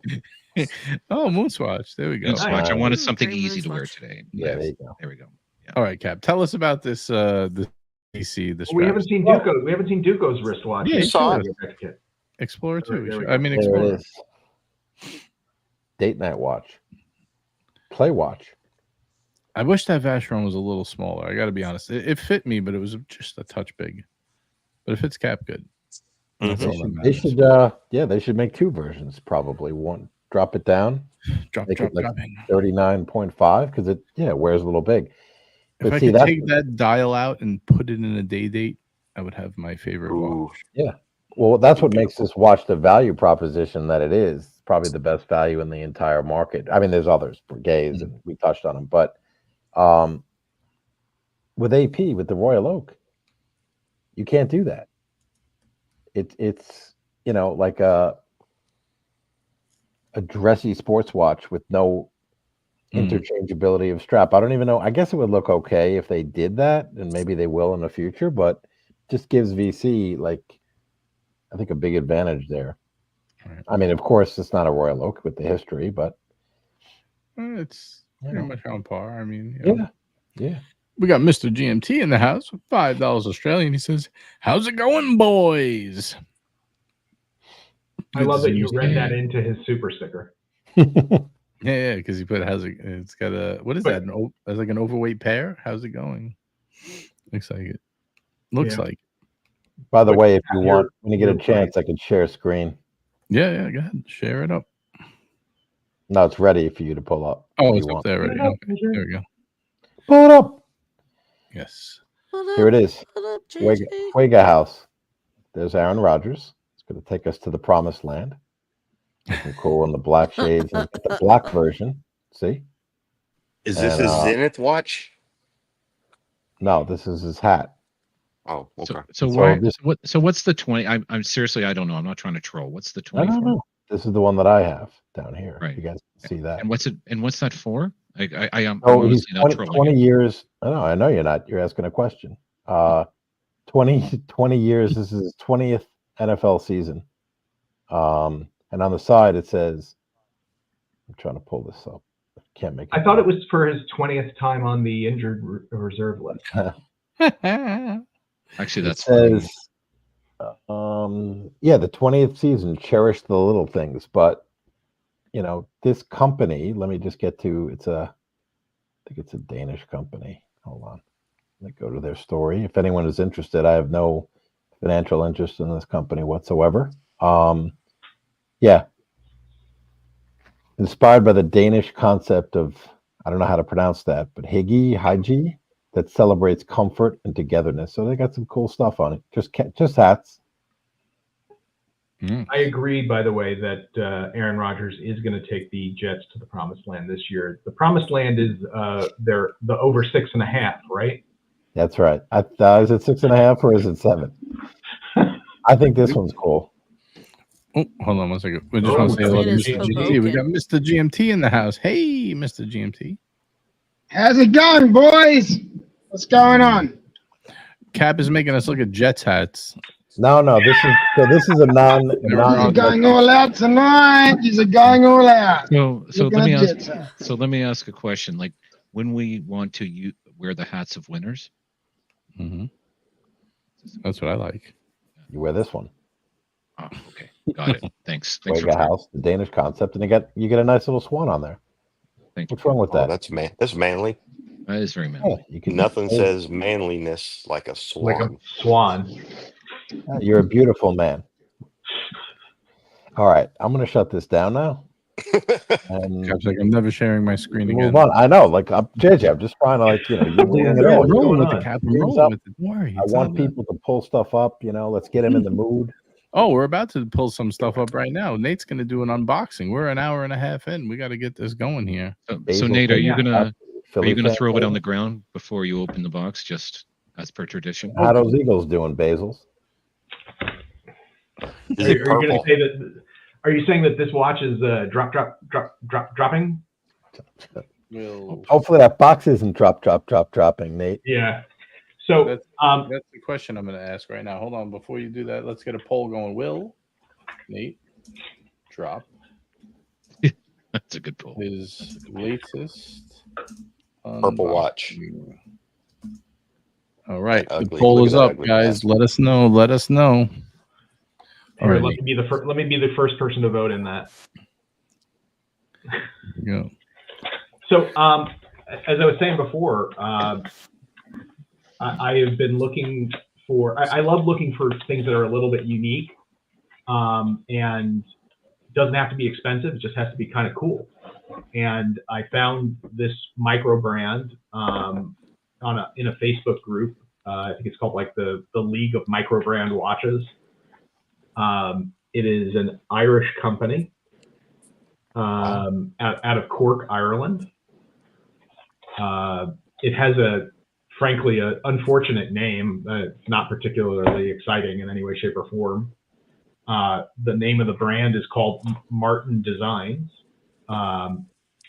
And I've been looking for something that's a little bit off the beaten path. And the Invicta didn't scratch that itch. The Invicta actually caused a rash. It didn't actually scratch the itch. It caused one. So this is the box. This is their logo for this particular watch. I said this. I got to interrupt you for a second. I literally said this to Nate in the pre-show when he showed me the box, and he said I have an unboxing. I said, "Oh, Fragile, it must be Italian." Fragile, Yeah. Straight from Italy. And so, what I was looking for was a regulator watch, and I haven't had a regulator in the collection for a long time. And I was also looking for a purple watch because I haven't had a purple watch in the collection for a long time, and I don't consider this to be a watch. So I got the Martin Design regulator. It is 40 millimeters, and I got it in purple. And this is actually a true unboxing. I have not taken this out of the box. It's got all the stickers still on it and everything else. It is I love the dial. This is what drew me to this. It's a completely textured dial. It is, let's see if I can get this to focus a little bit better. It's a blue purple. Blurple, they call that blurple. Yeah, a blurple textured dial. It's a regulator with a 24-hour hand, 24-hour timekeeping. Movement's nothing particularly special. It's a Japanese Miyota movement, but with a regulator module on it. 40 millimeters. I thought that the design was really well done. Kind of reminds me a little of Habring and like Kadoki had a baby. Yeah. Yeah. And a little Jorn too. Yeah, sprinkle of Jorn. That's what I was thinking. It's got a with the fact that the 24-hour hand and the small seconds on the right side, it's got a multi-level dial. Those surrounds are metal, and the sub-dials are actually a separate layer. And again, the texture of the dial, I really can't see it that well here, but yeah, it's like a really nice textured dial. I haven't put it on before, so I'm going to now. And shockingly, unlike, take some plastics off, unlike most of the micro brands that are out there, the strap is not trash. So I give it props for that. Take all of the Fragile must be Italian. So we'll see how this thing looks. It's 40 mil, so it's a decent size. Really nice calf leather strap. Did you say what these roughly go for on the site? I haven't yet. I paid just under 400 for it. Oh, nice. And I just checked the website. They still have a couple that are left. Not in this. Oh, you bought it direct? Yep, I bought it direct from their website. They had already gotten off of Kickstarter. Mm-hmm. Got it on a calf leather, almost like a kudu type or suede type strap, and absolutely think it's fantastic. I love the 24-hour time telling on it. Is it or is it a San Martin? I'm sorry. I've heard of San Martin, but that's just Martin. Nope. Okay. This is Martin Designs, and if you Google Martin Design watches, I got a nice personal letter from him. Thank you for buying my watch. Yeah, and this thank one you for was, not buying a Christopher Ward moon phase. Well, I think that everybody should thank you for not buying a Christopher Ward moon phase. I joke though, that actually is a very cool watch. I mean, it's not a $2,000 cool, but it is a cool watch. But yeah, they come in a bunch of different color schemes, but it's all the textured dials. And I mean, it's got the name of the particular version is on its own little metal plate. Oh, that's what's up. The upper right-hand corner. Yeah, I was noticing on the website. I'm actually going to pull up the website after this, but I noticed that they all had different names. I wasn't sure. Yeah, the name of the company, Martin Designs, not particularly, exciting in any way, shape, or form. It's actually not even on the watch itself. It just has the MD logo. The logo is actually pretty nice looking. The line of watches is called Supernatural, and it's based on each of the watch designs is based on one of the Celtic gods from Irish history and Irish mythology. I have no idea how to pronounce this one. I know that to me it means purple, whatever it means. I like this one. That's cool. Yeah, I mean they're very cool watches. If you pull it up, again, JJ, if you pull look at up, this! I got 1,001, baby. Bids are up. That's for mine. It's still 500 for the for yours. If you pull up the website, rather than having me in the big screen. Yep, I got you. There we go. You can see all the different colors if you take it back to the Supernatural's main page. All right, let's see here. The Supernatural collection. Yeah, you have all different kinds here. You got like some arty looking ones here. Yeah, that one takes into account all of the different colors from all of the dials. Trisket is that what you just no, Triscal. It's like a Triscallion. Not a Trisket. You hungry, JJ? You hungry? Not for a Trisket. I don't really like those. This is the one you got? No, this is different. This is the one that. This is in fact. Yeah, this is the one that I got. You got to select whatever strap color you wanted. I wanted sort of like a gray suede calfskin. It looks more purple in this picture. Right. Yep. It's definitely like a blurple kind of color. Yeah, and the blurple Vineyard Vines hat as well. Yes, I do. Matches. Matchy. I really like the style layout. And the yeah, it's really cool. Fantastic. And I mean, it's got the movement isn't anything particularly special. I mean, it is. It's a Miyota movement, but it's hacking and hand winding, and it certainly has a nice. It's got some decent finishing to it. You wind up with that same stupid Miyota, kind of skeletonized rotor that they all seem to have. But there's clearly a module that's built on top of it to allow for the 24-hour, the time telling, and for it to be a regulator and a small seconds. So why is the crown in such an odd position? Just to be different, or is it like, is there a purpose behind that? I think it's to wind the watch. But why is it not in the 3 o'clock position? Why is it at the 2:10 position? I don't know, but in all honesty, it kind of, with the whole vibe of the watch. I mean, we were talking about Longa before. The big hand mobster is the minute hand, and in fact, there's the chapter ring on the outside has minutes on it. So the small hand on the right hand side is your small seconds. Your 24-hour is on the left hand side, and minutes. So it's a traditional type regulator style watch. This guy shaved his hand. You can tell. See the little stubbles? That's a clean hand. It's very smooth. Yeah, I think that's. Shaved it on Tuesday. Took this picture on Thursday. So JJ, the placard, I guess what it says there. What is it? The Turix. It's also off. Well, they're all different names. I like this one.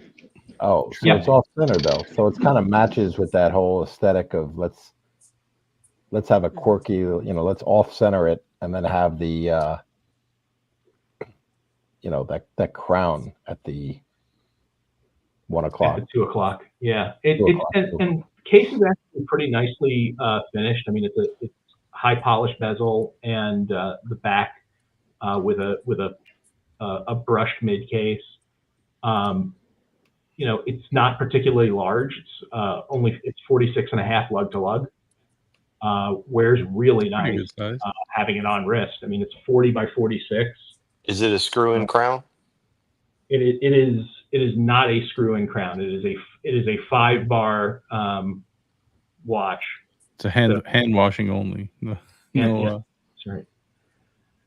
Gentlemen and lady, I'm taking off. Take care. Stay safe, and we'll talk again soon. Mr. Thank you. JP, I was just about to pull up one for you, the a la noose. All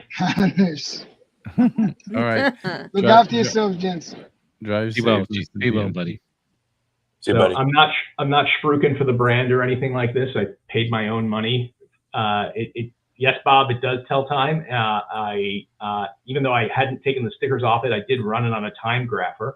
And even though it's a Miyota movement, it was running only about 6 or 7 seconds a day off, and no beat error, and about 290 degrees of amplitude. So perfectly good running watch. Certainly, like pretty much chronometer spec. And for me, I plan on wearing the heck out of this thing before it goes up on JJSW. There you go. I got $100 ready for you when you're ready to move it. $100. That's fine. I'll take in fact, give me the $100 towards the $1,000 purchase of the move. There we go. And it's even the strap is even branded with sort of the Celtic symbols on it, as well as the Martin Designs logo. I personally think that they should have had a closed case back on this. It's a Miyota movement. There's nothing. It's decorated pretty well for a Miyota movement, but could have gone with a closed case back, made it a little bit thinner, but it's only 12 mil thick. Yeah, it's not bad. And certainly something that I wear with a suit to the office or just out and about. How's the strap? Strap is actually really nice. Usually the straps that come with these microbrands are just absolute trash. It's actually pretty good calf leather. It's got release straps on it. So nice. Yeah.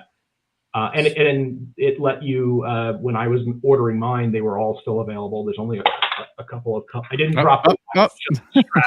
Oh God. The watch is still in hand. It was just the strap. Jeez, man. But you can select amongst all of the different. They have like 8 or 9 different strap choices for it that you can pick from. So I chose gray because I didn't have a nice gray kind of suede type strap. They're not available on all of them. Like I'm looking at the Trinity one that I liked. Yeah. They have cracked hard, cracked soft, sky blue, snake, midnight blue, and accent black. The only problem is they don't show you which is which. So how the hell do you know? I would email. If you keep scrolling across, it should show all the straps that you can get with it. Yeah, but it doesn't tell you the names of them though. I mean, I guess you could figure it out, but.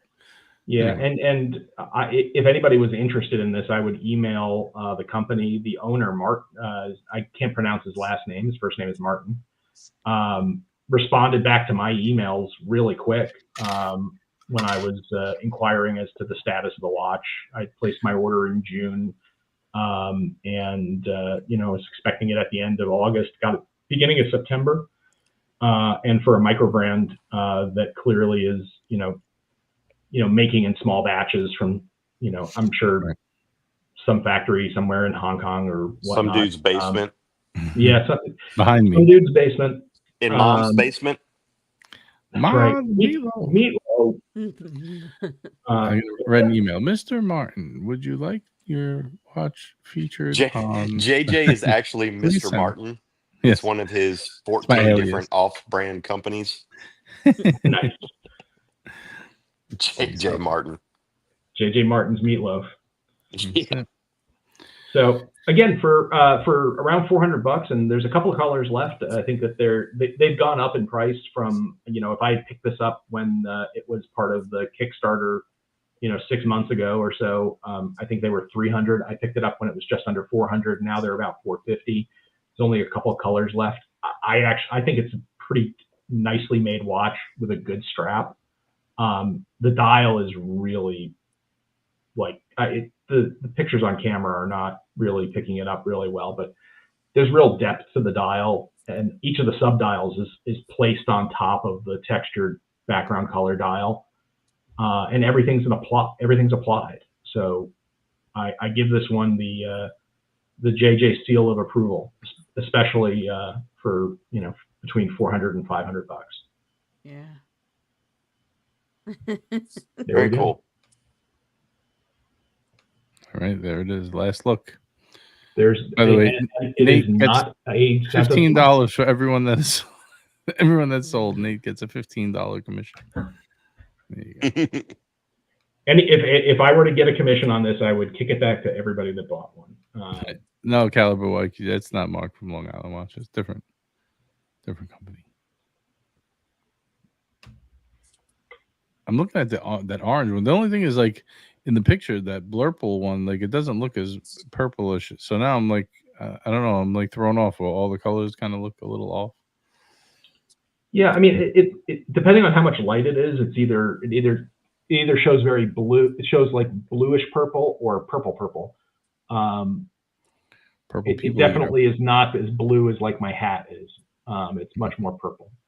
But no, I'm real happy with this one. I'm looking forward to keeping it for a good long while. Very nice. Very nice. Boys, I hate to have to bolt on you, but I got to go. No worries, Duco. We understand after the play, you must perform your duties. It's time. Have a good night. Good night, Love Rico ya. Suave.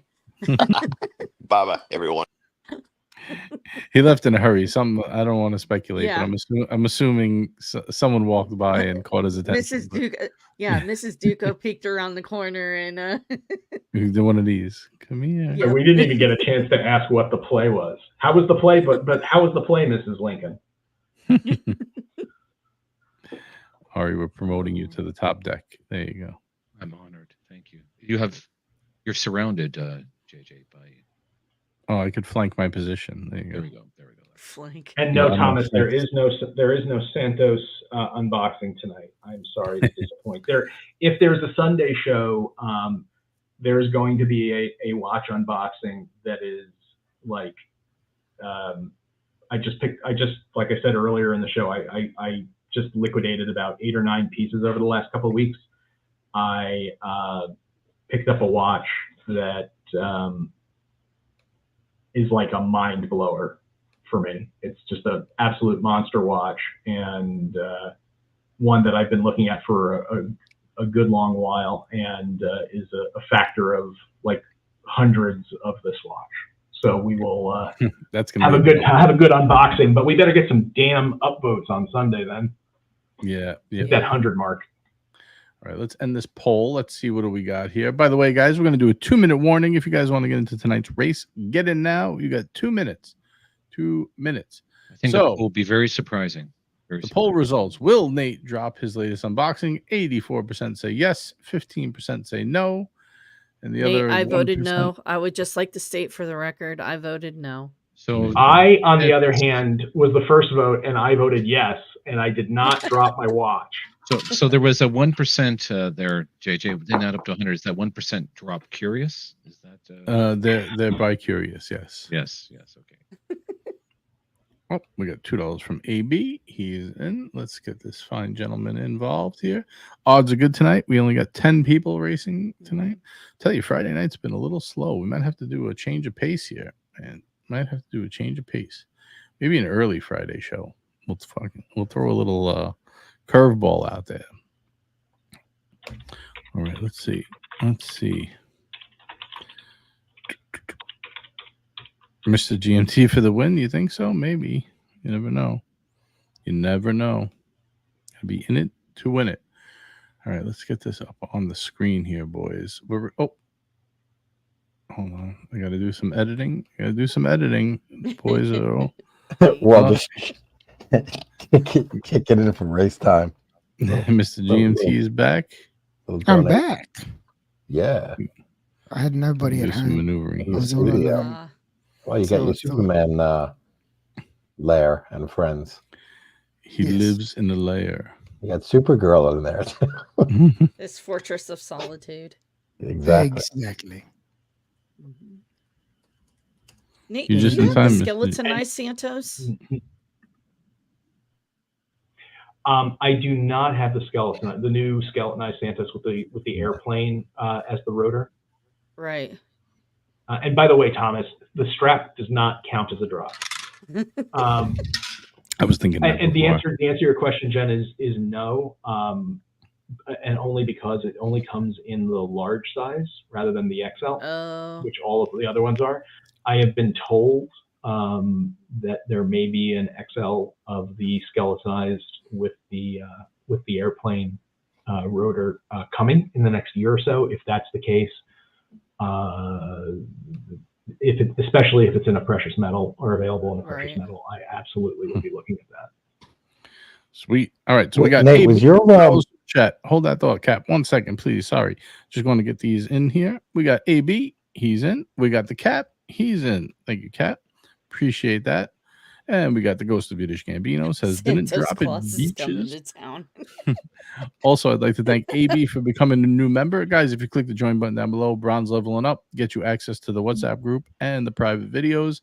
All you got to do is shoot me a message either on Instagram or the Watch Hangout, or email watchhangout@gmail.com. Let us know you're a member. We'll send you the link to the WhatsApp group. Sorry, Cap. Go ahead. Take it away. It's okay. Was the Santos with the Roman numerals, is that in steel or white gold, the one that you have? So of the three that you showed, when you showed steel. the three, that's steel, right? I just recently picked up the basic steel one with the Roman numerals. I like that one. Yeah, out of the three, I think I like that one because of the Roman numerals. That's the one I would gravitate towards. I also have one of the other ones is platinum with the Roman numerals, which has the it has the Jasper stone dial, but that's also Roman numerals. I'll find a picture of that one. Oh, Jasper. I don't know if I saw that one. I thought that was the jade one. Oh, nope, no, the jade is the red one. That's right. Yep. I currently have the red one. We'll see what happens in the near future. Uh-oh. Marco's going to get that one. Marco ain't getting. We are absolutely doing a live battle of the or competing bids for the for that two-tone at some point. I got $500 on it, and a Christian Ward. And a Christian Ward. So yeah, this is the Jasper platinum one that I have as well.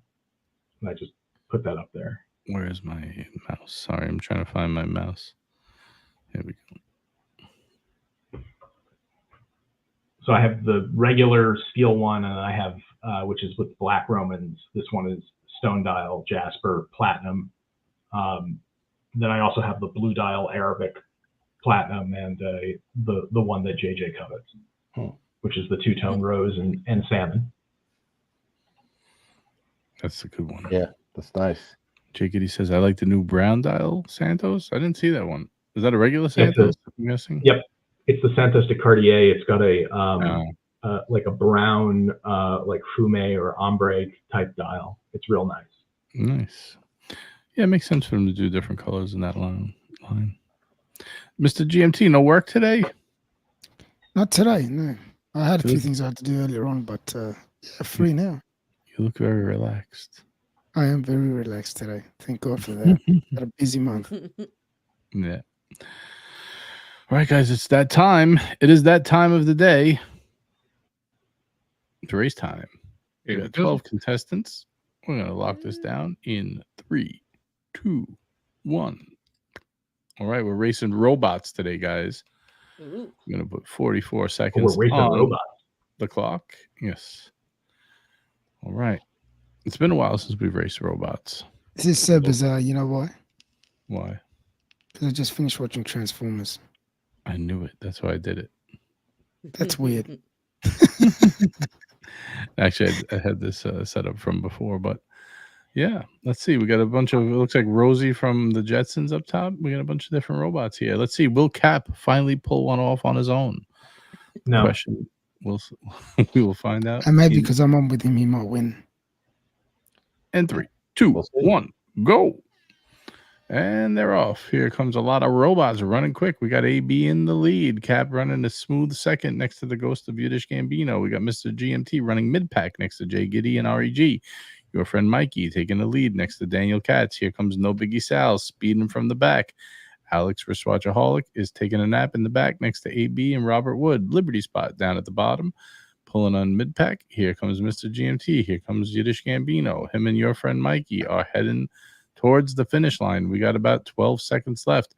Who's going to turn on the afterburners? Will it be Jay Giddy? Will it be Cap? Will it be your friend Mikey? Here comes Liberty Spot.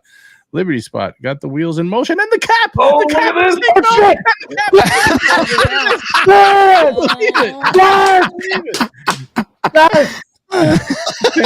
this! It must be the hat. Holy shit!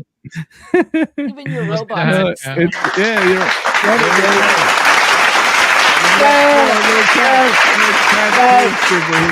Cap, I told you. It's because I'm on here with you, buddy.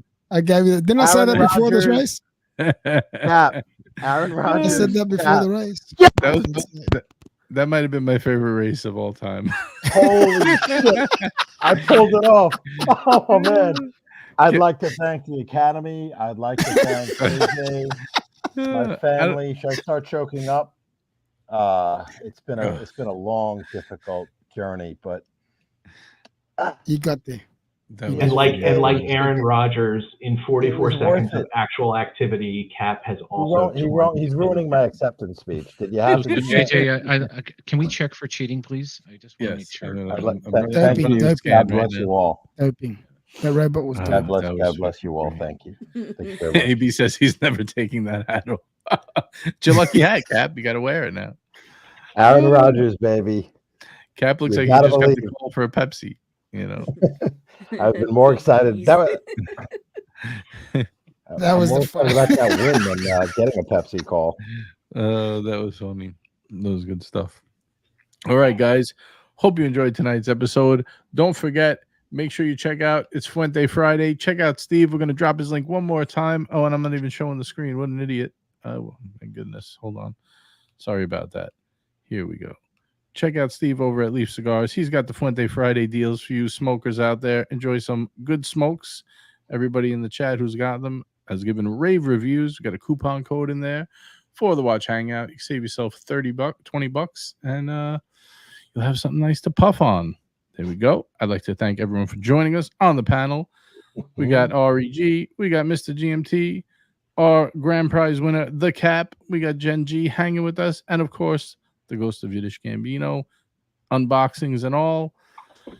The master of the Cartier Santos Dumont, and everybody in the chat. You guys rock. We will be back Sunday. I got to see what's going on. I have something to take care of. So we might possibly have some people here who have keys. If not, Robert Wood has a big show planned for you guys on Tuesday night with the CEO of Jack Mason. So make sure you guys check that out.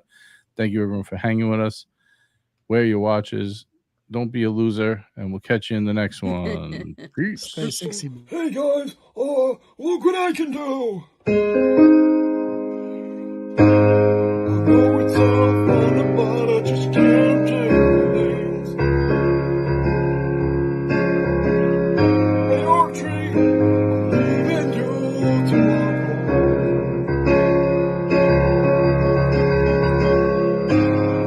I'm kind of getting tired of all the names like from Jimmy calling me.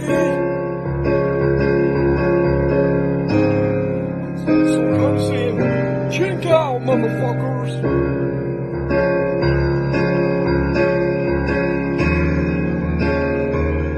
Mike the Snake, I'm leaving.